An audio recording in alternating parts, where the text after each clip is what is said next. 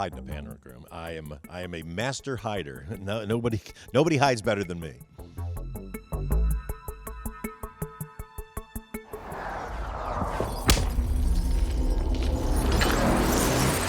Well, Jackpot was sent to me as a script called Grand Theft Lotto, and I thought it sounded really stupid, and so I didn't read it for a long time.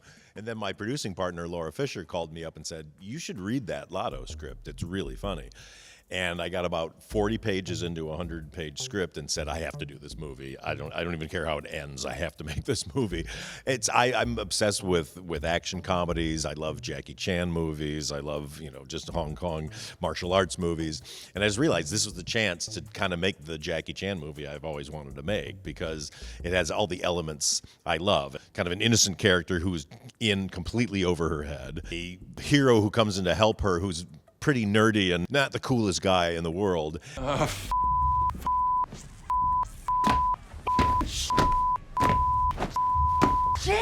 And then there's just tons of physical comedy and action to be had. And I also love the fact that one of the main rules in the Lotto is you can't use a gun. So it just meant that the action can just be much crazier and much more fun. To me, it was just a chance to make a really fun thrill ride.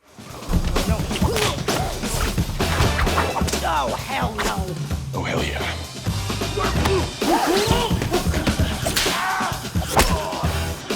I did not sign up for this.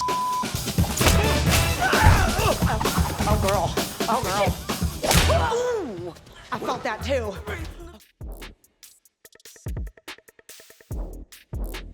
Three words of my directorial style would be,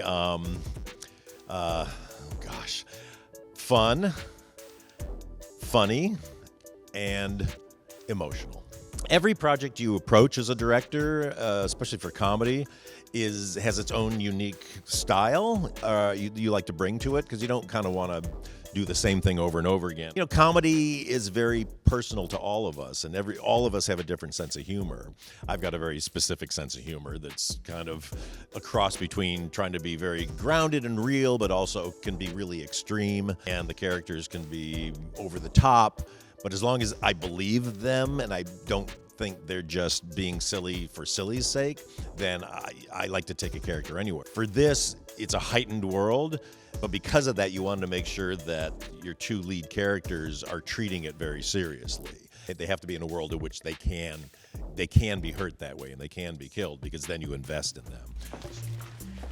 Hi. Hey, don't let them get to you. You are worth so much more than this. Thank you. I really needed to hear that today. Hey, don't let them get to you. You are worth so much more than this. Don't let them get to you. You are worth so much more than this. So much. Break a leg. You break a leg. Break your entire body. Thank you. Yeah. Awkwafina and John Cena and Simu Liu are the nicest people in the world. They are so much fun to work with. We just had the greatest time on this movie. I mean, every day was just a new fun challenge. Everybody was always up for it and given their all. And they went through a lot. I mean, it was physically very hard for all three of them. I mean, by the time you get to the end of the movie and people are climbing up things and getting thrown off things and falling down and fighting, and I think everybody got a little bruised up. I really had a lot of fun doing the whole karate dojo yoga mom scene. The moment when Nora, when Awkwafina's character first finds out everybody's trying to kill her, but she doesn't know why. So it's sort of the most Jackie Chan that a fight can be, because Jackie's always in over his head, doesn't know what's going on, is just trying to defend himself and trying to get out of the situation versus being a badass and going in and wanting to kick everybody's butt. So I just think that the comedy in that scene and the way that Nora handles it is just so much fun. I got here. It was a haunted yoga mat, y'all.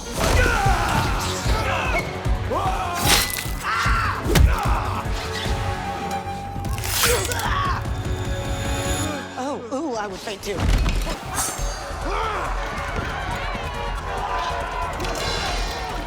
I think I'd have to go with John Cena. I think John Cena's kind of the perfect bodyguard, because he's tough, he can do it, but he's also really nice while he does it, and he cares about people too. So he would only do what he had to do to help me and yet not hurt them if possible.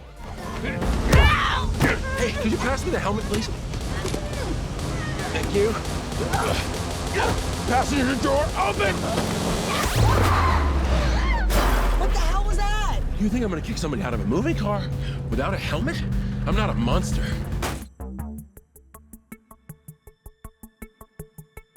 I think one of the most important lessons I learned was when I was doing The Office, and Greg Daniels, who runs that, every time he would have a cut of something, he would run out and get like the guy who runs the parking lot or the caterer and have them come in and watch it and go like, do you like this? Is it funny? See how they would react. It's just like, we can all sit around as professionals all day and go, that's good and that's not good. And, studios can give notes and executives can have their opinions and everybody's opinion is valid. But the only thing that really matters is how real people in an audience respond to something. And so I'm just so committed to always test screening all my movies as we're making them and as we're editing them. So we do many test screenings and we learn from that and we go in and change the jokes and just keep updating and all that. So and entertain an audience. That is your job as a filmmaker, a commercial filmmaker, is the audience is first and foremost. If they're not entertained, nothing else matters.